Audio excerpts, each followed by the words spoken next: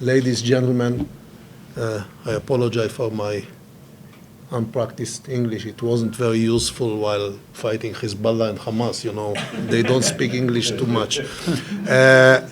So I'll try to do my best. First of all, let me start by saying that we appreciate everything you represent. First of all, the United States of America, the President, the White House, the Capitol Hill, and the American people and the American jury. All of them very important and very dear to us. And I would say in one sentence that in this hostile world, we are lucky that the strongest kid in the classroom is our friend. Otherwise, we were beaten too many times by others, and we appreciate that. And those relationships are not only essential but dear to each one of the Israeli citizens. That's very important for us. Now, let me start with the positive side, the upside. If you would have taken the best analysts and professors 71 years ago and asked them a simple question, we are going to take 600,000 Jews, most of them survivors from the Holocaust, and we are going to place them in the middle of the desert. What will be the result of this experience after 71 years? And they are going to experience 10 wars and endless number of terror action. What will be the result? No one could have predicted that you will have a proud nation, 9 million Israelis, others, as we talk before, call us a startup nation. Income per capita around $40,000 a year. We are on the way to pass Japan. We pass already England, which is unbelievable in world-class dimensions. So this is the positive side. Second, I know that a lot of you here that the situation in Israel, security situation, is always shaky. Now, looking on the last decade, I would say that our situation is in many ways is better than it used to be during the last 70 years. The borders with Jordan and Egypt are safe because of the long-lasting peace, and of course the IDF deterrence. In Lebanon, Hezbollah is pushing to the corner in many ways, but I think this is a result of the Israeli success in 2006 and the long-lasting deterrence against them. Right now, for the time being, it's difficult for the Iranians to succeed in Syria. We'll discuss it in a second. And looking on Hamas, I would say that comparing to the situation I was experiencing, the situation is better. It's very difficult to cross the fence towards Israel, to infiltrate into Israel via sea or via land from Egypt or from other places. It's difficult to go through the tunnels because we find the system to find them and to destroy them. And even shooting rockets is not very efficient because of Iron Dome. So, as we say in Israel, if you describe the situation in one word, it's good. In 2 words, it's not good. Now, what is the reason that it's not good? Okay? And the reason is that we are facing a phenomena that we never experienced in the past. the Iranians are sweeping the Middle East in a, I would say, she-storm. The distance between Tehran and Tel Aviv is similar to the distance between Vienna to Moscow. It's 1,000 miles. It's a long distance. And for centuries, the Iranians and before them the Persians were sitting on the eastern side of the big rivers, on the other side. And for many reasons, we find a different situation. They already control Lebanon through Hezbollah. They are making a huge effort to control Iraq because of the Shia majority over there. And you know the situation in Yemen.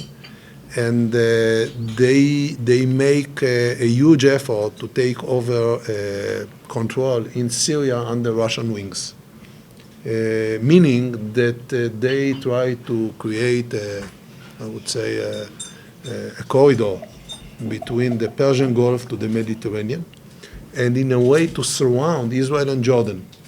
The next phase, to my understanding, will be Jordan, because it's a kingdom, it's Sunni, it's so-called foreigners because they came from the Arab Peninsula, and the idea is to circle, to surround Israel, and to create an asymmetric situation where the Israeli home front is exposed to the Iranians because the distance is very short, few tens or few dozens of kilometers to Haifa and maybe 100 kilometers to Tel Aviv and Jerusalem.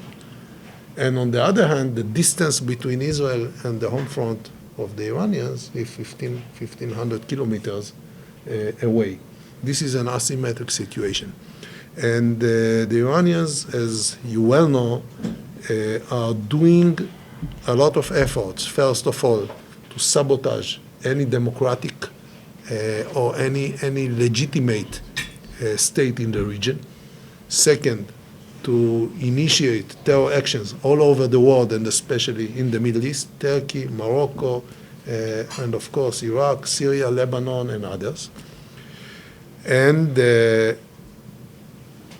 all of these, I would say, actions, the war of attrition, is only the secondary effort of the Iranians that follow the major effort, and this is to possess weapons of mass destruction, nuclear weapons. And you well know what's going on with them. So we are fighting something that we didn't experience in the past.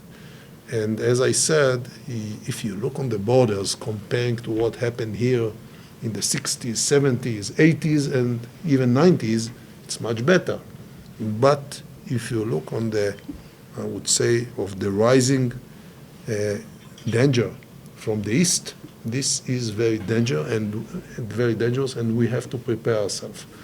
Therefore, we are doing whatever is possible in order to avoid the Iranians from creating a military power, an army in Syria, to disconnect this chain.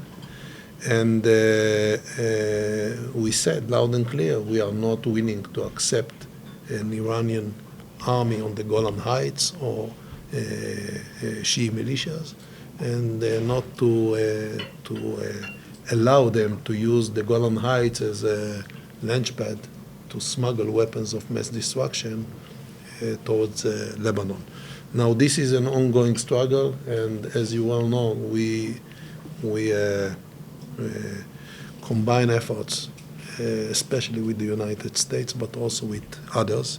And I think we contribute our side, because while looking on for and trying to find our enemies, we find some others that risk the Western world, Europe, United States, and others, and we are willing to share anything that is valuable in order to prevent terror actions all over the world.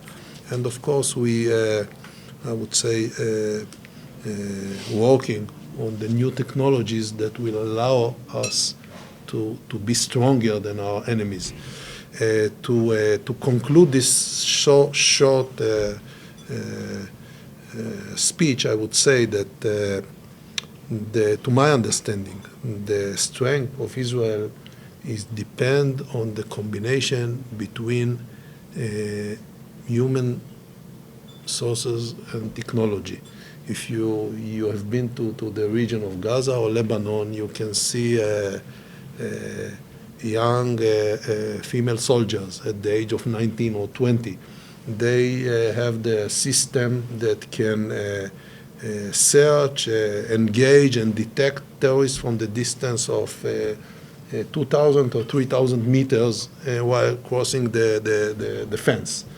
And the issue is that these young soldiers are using systems that were built by their fathers or by their uncles in the Israelis industries, and at the same time allow their boyfriends to get ready to other threats and other challenges in the future. So this combination symbolizes in many words the situation that we are facing in Israel, and of course we take all these ideas that a lot of them start in the military and in the security institutions and project them to other areas.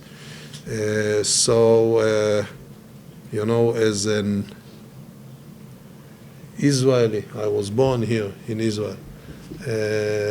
We are very proud on the achievements and what was happening here. You know, my mom arrived on board of the Exodus. She was a kid in the Holocaust. She was escaping from the Nazis and then from the Russians to the eastern side of Siberia. Went back, and I don't think she could ever believe that this will be the future 72 years after she arrived in this state. So we are very proud.